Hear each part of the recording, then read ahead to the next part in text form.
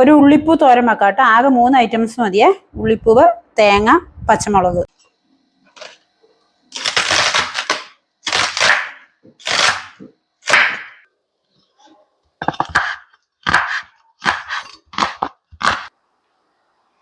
പച്ചമുളക്, തേങ്ങ, ഉപ്പ്.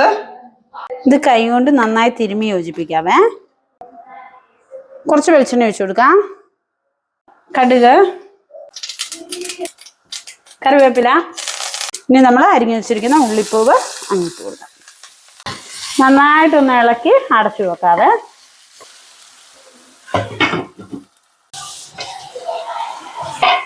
അപ്പം നമ്മുടെ തോരൻ അത്രേ ഉള്ളൂ.